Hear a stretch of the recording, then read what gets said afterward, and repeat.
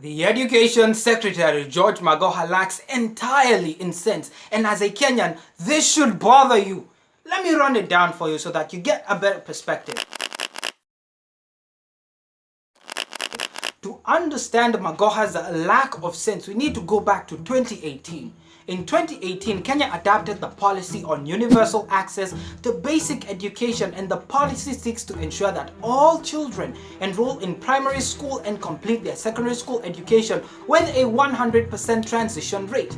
We must understand from the adoption of this policy is that it is just a policy.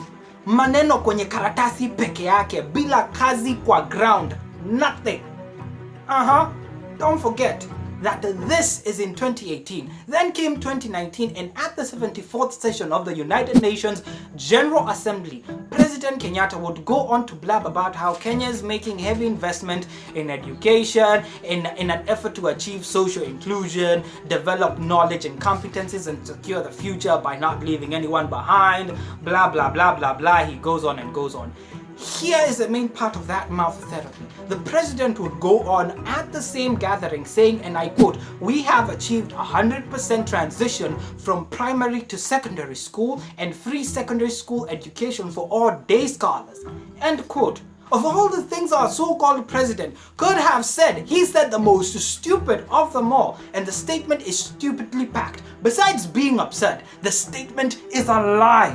Over the past couple of weeks, we have seen a flood of cases of young bright children literally going back home because they cannot afford school fees and amenities, and this is not new. It happens every year. What else happens at this time? Comes in Education Secretary George Magoha moving from door to door, driving students to school and walking around making roadside policy declaration. The nerve! Brian Nyamachai, Masi Bunareli, Lawrence Morimi armed with just a car crawl to pay for fees, Jeffrey Omolo who showed up with near to nothing. Hey, even Simon Mothama reported to school with just himself, literally. And these are only the cases that managed to get national attention. What happens to the rest that actually don't? According to education specialist Benta Abuya from The Elephant, and I quote, "But by far the most common and most significant challenge to the push for 100% transition to secondary school has been poverty. Many parents say that the lack of resources hinders them from sending their children to secondary school, a challenge that has been exacerbated by the impact of COVID-19 on household incomes across the country." End quote.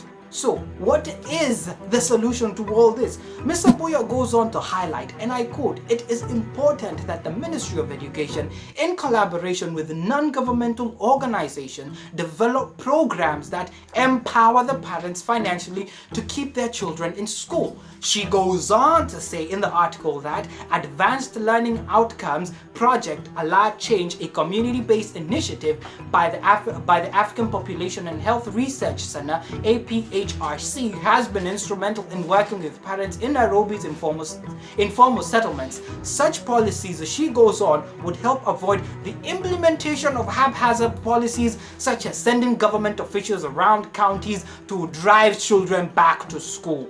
End quote.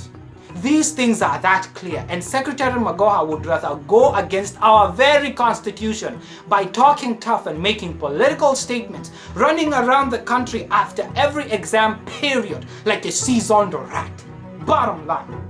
This video was produced using independent sources on research and analysis. No company or party paid a fee for the production of this video. Also, no party was given an early preview or copy approval right. And what that means is that they're seeing it for the first time alongside you. This is Siasa Incorrect for the network.